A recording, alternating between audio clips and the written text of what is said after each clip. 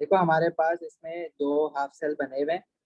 First half cell has iron 2 sulphate and iron 3 sulphate, मतलब इसके अंदर दो आयंस हैं, Fe2 positive ion and Fe3 positive ion.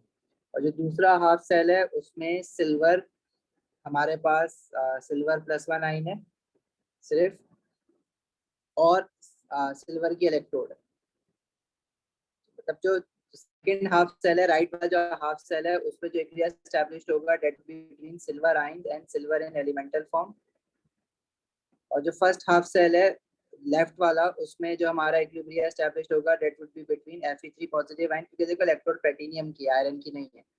1 mole of electron gain करके it would form Fe2 positive ion, right. कह रहा है use the data booklet to calculate the value of E nought of a cell under standard condition stating which electrode is the positive one.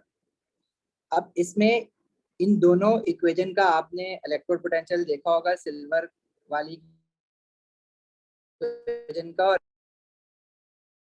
Fe3 positive वाली equation का। तो silver का हमारे positive से Fe2 positive जिस equation में बन रही है वो है +0.77 वोल्ट।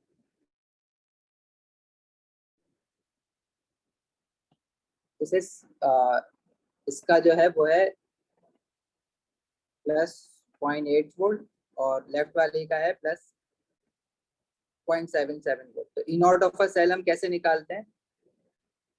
जो मोर पॉजिटिव है माइनस जो लेस पॉजिटिव है। More positive is silver 0.8 minus 0.77, सही है। अच्छा, जो मोर पॉजिटिव है वो रिड्यूस्ड हो रही है। अब जो रिड्यूस्ड हो रही है इट विल गेन इलेक्ट्रॉन, तो सिल्वर जो है इट विल गेन इलेक्ट्रॉन। और जो ऑक्सीडाइज्ड हो रही है वो लेफ्ट वाला हाफ सेल है। जो ऑक्सीडाइज होता है वो नेगेटिव टर्मिनल होता है, जो रिड्यूस होता है वो पॉजिटिव टर्मिनल होता है, क्योंकि जो ऑक्सीडाइज होता है वहां से इलेक्ट्रॉन निकल के जो रिड्यूस्ड होगा उस हाफ सेल की तरफ जाएगा। तो इलेक्ट्रॉन जहां से निकलता है that would be a negative terminal, और जहां पे इलेक्ट्रॉन जा रहे हैं that would be a positive terminal, ठीक है। फिर ये कह रहा है how would the actual electrode potential of a cell. अच्छा, इसके ऊपर जो है ना, अभी ये नॉन स्टैंडर्ड वाला हमने पढ़ा नहीं था, लेकिन मैं अभी इसी में पढ़ा देता हूँ आपको। of the above cell compared to the E naught of a cell under standard conditions।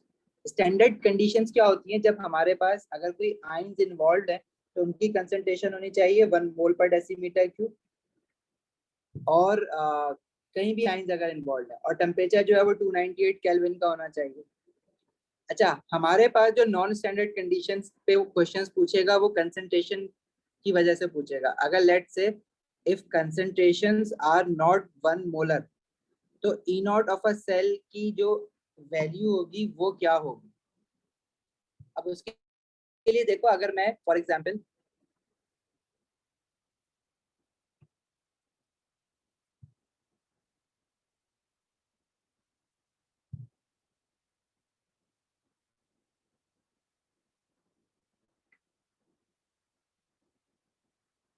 देखो, अगर मेरे पास ये सिल्वर आयन का जो इक्विलिब्रियम एस्टैब्लिश्ड हो रहा है, तो ये है, इस पे जो ई नॉट ऑफ अ सेल की वैल्यू आती है स्टैंडर्ड कंडीशंस पे वो 0.801 वोल्ट आती है।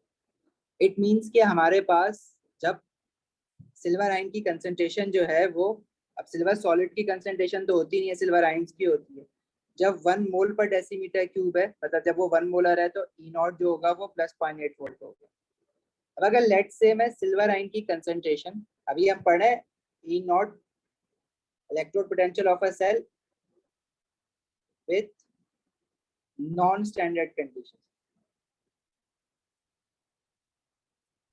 जब स्टैंडर्ड कंडीशंस पे आप इलेक्ट्रोड पोटेंशियल निकालोगे सेल का तो वो ई नॉट कहलाएगा, लेकिन जब आप नॉन स्टैंडर्ड कंडीशन पे निकालोगे तो that would be called as just electrode potential of a cell.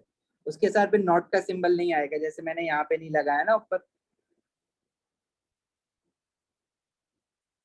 तो देखो, जब सिल्वर आयन की कंसेंट्रेशन अगर मैं कह रहा हूँ कि वो मोर देन 1 मोलर है, 1 मोल पर डेसीमीटर क्यूब है,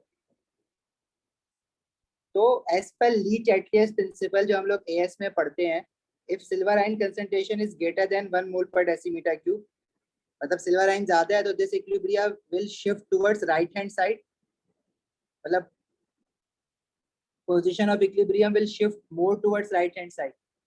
इसका क्या मतलब है कि मोर रिडक्शन होगी, मतलब जितना इक्वेशन राइट हैंड साइड पे जाएगी, पोजीशन ऑफ इक्विलिब्रियम जितना राइट हैंड साइड पे जाएगा, उतना E not of a cell जो है ना, मतलब electrode potential of a cell जो है वो मोर पॉजिटिव होता जाएगा, तो वो इंक्रीज हो जाएगा ई नॉट ऑफ अ सेल से। अगर ई नॉट प्लस 0.8 वोल्ट है तो नॉन स्टैंडर्ड कंडीशन में अगर सिल्वर आयन की कंसंट्रेशन ग्रेटर देन 1 मोल पर डेसीमीटर क्यूब है तो वो बढ़ जाएगी, मतलब 0.80 वोल्ट से ज्यादा हो जाएगी वैल्यू, प्लस 0.9 वोल्ट हो जाए, प्लस 1 वोल्ट हो जाए, लेकिन पॉजिटिव में वैल्यू ज्यादा हो जाएगी। ये बात आपको रियलाइज करनी है। सिमिलरली अगर मैं नॉन स्टैंडर्ड कंडीशन जरूरी थोड़ी है कि सिल्वर जो है वो ग्रेटर देन 1 मोल पर डेसीमीटर क्यूब ही हो। एक मिनट मरियम, सिल्वर आयन की कंसंट्रेशन लेस देन 1 मोल पर डेसीमीटर क्यूब भी तो हो सकती है। नॉन स्टैंडर्ड का मतलब तो ये है कि वो 1 मोल ना हो, 1 मोल पर डेसीमीटर क्यूब ना हो, उससे ज्यादा कम दोनों हो सकती है। जब आप सिल्वर आयन की कंसंट्रेशन 1 मोल पर डेसीमीटर क्यूब से कम करोगे तो एज पर लीच एटलियस प्रिंसिपल पोजीशन ऑफ इक्विलिब्रियम कहाँ पे शिफ्ट होगा, रिएक्टेंट साइड पे। जब सिल्वर आयन की कंसंट्रेशन कम होगी तो वो लेफ्ट जाएगा, और जब इक्विलिब्रियम जितना लेफ्ट जाता है तो ऑक्सीडेशन फेवर होती है, जितनी ऑक्सीडेशन फेवर होगी उतना इलेक्ट्रोड पोटेंशियल जो है वो लेस पॉजिटिव या मोर नेगेटिव होता जाएगा। मतलब उसका जो ई नॉट होगा इट विल डिक्रीज, मतलब ई नॉट से वैल्यू डिक्रीज हो जाएगी इलेक्ट्रोड पोटेंशियल की, मतलब वो लेस देन प्लस 0.80 वोल्ट हो गया, वो प्लस 0.7 भी हो सकता है, वो माइनस में भी जा सकता है, डिपेंडिंग कि कितना चेंज हुआ है। तो बात समझ आई?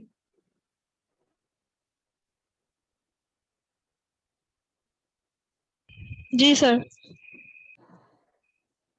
मरियम क्या पूछ रहे थे? Sir E not of the cell explain करेंगे दोबारा क्या होता है?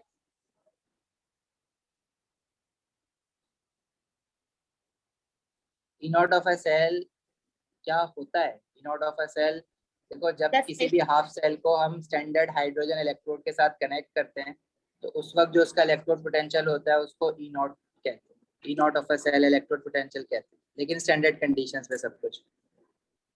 Okay sir, thank you.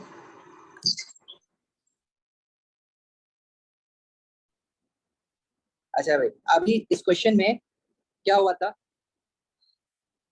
इस क्वेश्चन में इसने पूछा explain how would the actual electrode potential of a cell. अब मैं इस पे ई नॉट नहीं बोलूंगा क्योंकि इस पे नॉट का सिंबल नहीं है, अभी नॉन स्टैंडर्ड कंडीशंस पे, of the above cell compare to the E not of a cell. अगर स्टैंडर्ड कंडीशंस पे जो इलेक्ट्रोड पोटेंशियल है वो डिफरेंट हो एज कंपेयर टू दिस, तो फिर क्या फर्क पड़ेगा?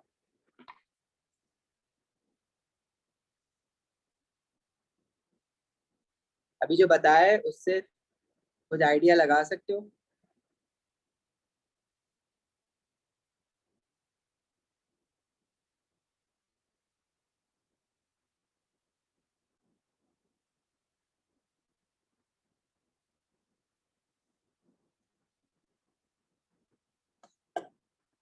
देखो यहाँ पे ना क्वेश्चन में अगर आप राइट वाला हाफ सेल देखो तो यहाँ पे सिल्वर सल्फेट जो है ना प्रेसिपिटेट आउट हुआ है।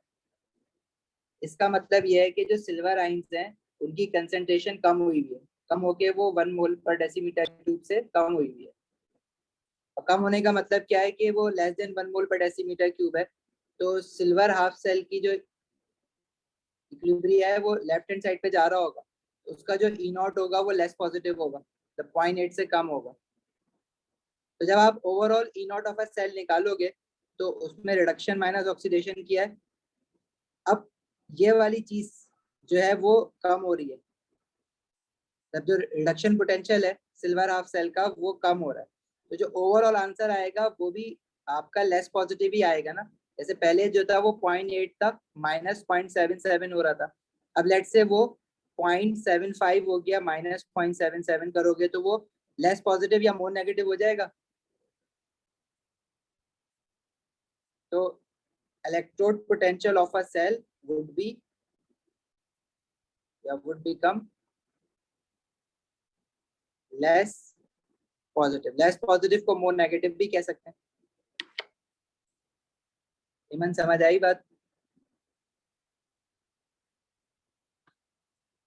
because silver ion जी सर। is less than 1, और रीजन क्या है उसका? because silver ion concentration is less than 1 mole पर डेसीमीटर क्यूब। और मैं क्यों कह रहा हूँ कि less than 1 मोल पर डेसीमीटर क्यूब है, क्योंकि देखो इसमें सिल्वर सल्फेट प्रेसिपिटेट आउट हो रहा है, तो सिल्वर आइन मिलेंगे सिल्वर सल्फेट आइन के साथ, तभी तो सॉलिड सिल्वर सल्फेट बनेगा। तो सिल्वर आइंस की कंसेंट्रेशन कम हो जाएगी इन इलेक्ट्रोलाइट में।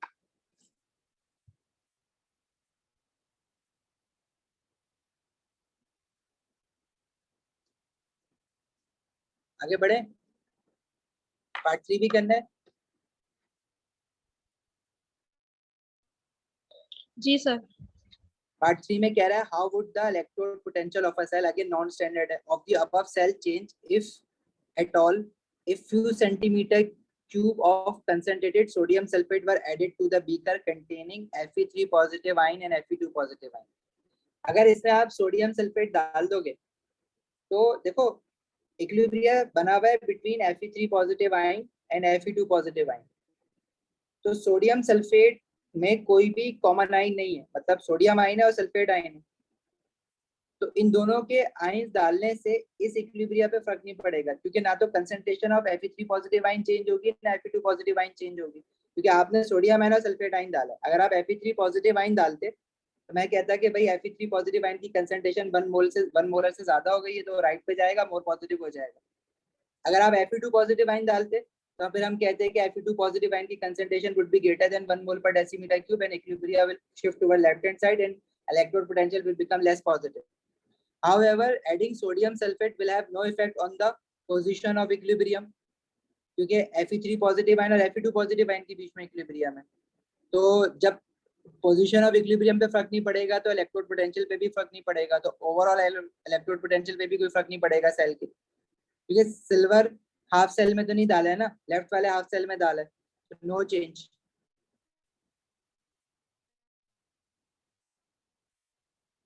लेकिन अगर यही सोडियम सल्फेट आप सिल्वर राइट वाले हाफ सेल में डालोगे तो अब देखो कॉमन आइन है, क्योंकि राइट वाले हाफ सेल में जो इक्विलिब्रियम एस्टैब्लिश्ड हुआ है वो हुआ है between silver ion gaining 1 mole of electron to form silver in elemental form.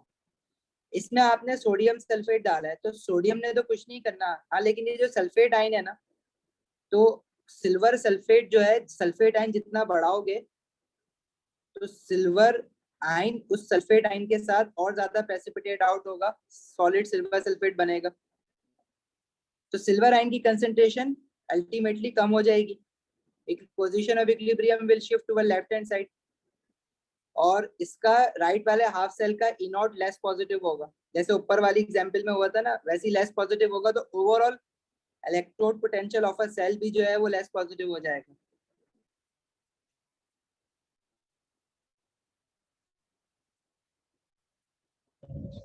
Sir ये सिल्वर वाले दोबारा एक्सप्लेन कर दें। देखो जो सिल्वर हाफ सेल है,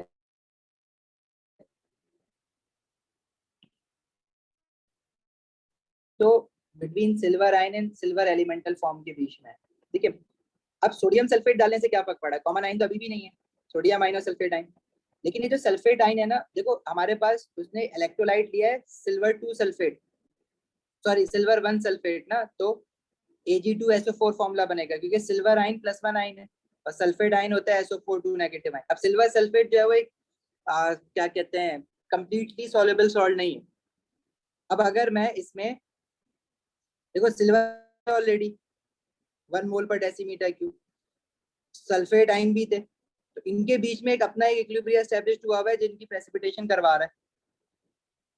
लेकिन अगर आप सल्फेट आयन बढ़ा दोगे तो इक्विलिब्रियम इनका राइट हैंड साइड पे शिफ्ट होगा, मोर सॉलिड सिल्वर सल्फेट बनेगा, तो सल्फेट आयन अकेला तो सिल्वर सल्फेट नहीं बना लेगा ना, वो कुछ सिल्वर आयंस को साथ लेके जाएगा, तो सिल्वर आयन की कंसंट्रेशन भी तो कम हो जाएगी ना, और सिल्वर आयन की कंसंट्रेशन कम हो जाएगी तो ये जो हमारे पास रिडॉक्स इक्विलिब्रियम बन रहा है सिल्वर आयन और सिल्वर एलिमेंटल फॉर्म का, यहाँ भी इफेक्ट आएगा। जब सिल्वर आयन की कंसंट्रेशन कम होगी तो ये पीछे चला जाएगा, तो इसका जो ई नॉट है, वो इसका जो इलेक्ट्रोड पोटेंशियल है वो उसके ई नॉट से कम हो जाएगा, क्योंकि ऑक्सीडेशन फेवर हो रही है। जब भी ऑक्सीडेशन मतलब पोजीशन ऑफ इक्विलिब्रियम लेफ्ट पे जाएगा तो electrode potential value less positive हो जाएगी, राइट पे जाएगा तो मोर पॉजिटिव हो जाएगी। ये लेफ्ट पे जा रहा है तो इसके इलेक्ट्रोड पोटेंशियल की value less than E not हो जाएगी, अगर राइट पे जाता तो मोर देन ई नॉट हो जाती।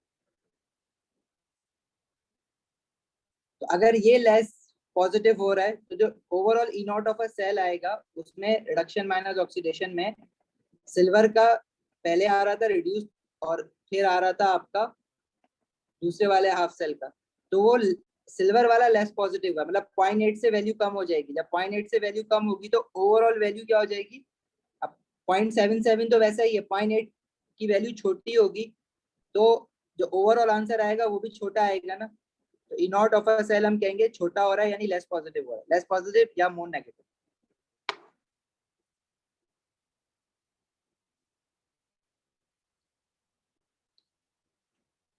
जी अभी आए समझ बात। जी सर।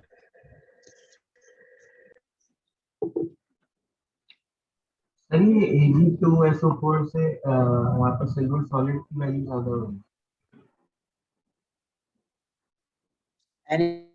Na2SO4 डालने से सिल्वर प्रेसिपिटेट आउट हो रहा है। देखो यहाँ पे इन्होंने ये दिखाया हुआ है ना कि ये जो हाफ सेल है राइट वाला,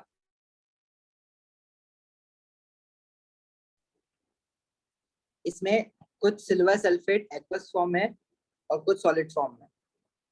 इट मींस कि कुछ डिसॉल्व हुआ है और कुछ इनसॉल्युबल है। मतलब अभी हम आयनिक इक्विलिब्रिया देखेंगे ना तो उसमें हम ये देखेंगे कि भाई कुछ सॉल्ट जो होते हैं वो स्पेरिंगली सॉल्युबल होते हैं, पूरी तरह डिसॉल्व नहीं हुए होते। उनमें एक ऐसा रिवर्सिबल रिएक्शन एस्टैब्लिश हो जाता है, इक्विलिब्रिया एस्टैब्लिश हो जाता है। अगर मैं सिल्वर आयन या सल्फेट आयन की कंसंट्रेशन बढ़ाऊंगा तो equilibria will shift toward right hand side, more precipitation होगी तो दोनों बढ़ाएंगे तो कम हो जाएंगे। मतलब अब हमने क्या करा है, सिर्फ सल्फेट आयन बढ़ाया, मतलब सिल्वर आयन की कंसंट्रेशन नहीं बढ़ाई, सोडियम सल्फेट डाला तो उससे सिर्फ सल्फेट आयन की कंसंट्रेशन बढ़ी है ना। तो पोजीशन ऑफ, अब एक भी रिएक्टेंट बढ़ेगा तो position of equilibrium will shift toward right hand side. तो सल्फेट आयन प्रेसिपिटेट आउट होगा, लेकिन वो अकेला तो नहीं सिल्वर सल्फेट बना लेगा ना, वो सिल्वर आयन को भी साथ लेके जाएगा ना। जितने सल्फेट आयन आगे जाएंगे वो सिल्वर आयन को साथ लेके जाएंगे, तो सिल्वर आयन की कंसंट्रेशन कम हो जाएगी। इलेक्ट्रोलाइट में से एक्वस फॉर्म में जो सिल्वर आयन्स हैं वो जब प्रेसिपिटेट आउट हो रहे हैं सिल्वर सल्फेट बन रहा है, तो सिल्वर आयन की कंसंट्रेशन को जो ड्रॉप करा देगा ना सल्फेट आयन जब राइट पे जाएगा, तो अकेला तो नहीं जाना है उसने। समझ आई बात कुमैल?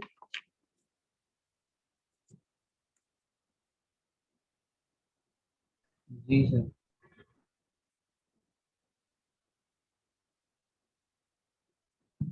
आगे बढ़े फिर।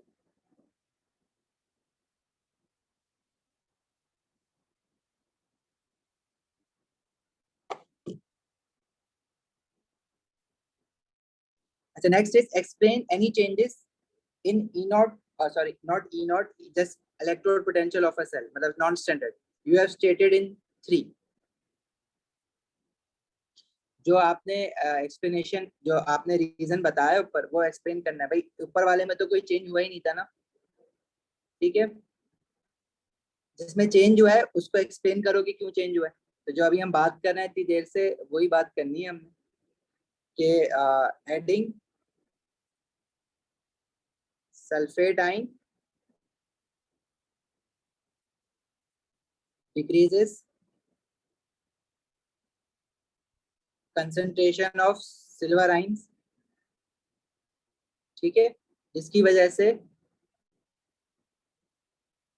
इलेक्ट्रोड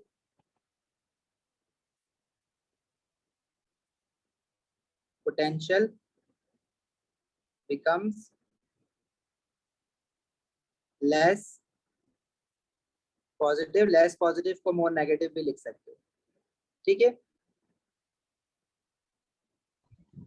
अच्छा ये बेसिकली सल्फेट आयन जो है ना कॉमन आयन है। अब कॉमन आयन इफेक्ट जो है ना हम आयनिक इक्विलिब्रियम में पढ़ेंगे, तो ये कॉमन आयन इफेक्ट जब पढ़ोगे ना तो और अच्छा समझ आ जाएगा कि ऐसा हुआ क्यों है।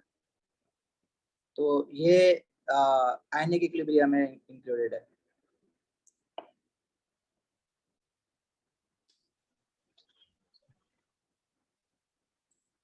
एमन सोडियम सल्फेट हमने आयरन वाले इक्विलिब्रियम में भी डाला था, लेकिन यहाँ पे देखो इक्विलिब्रिया था between Fe3 positive ion and Fe2 positive ion, right.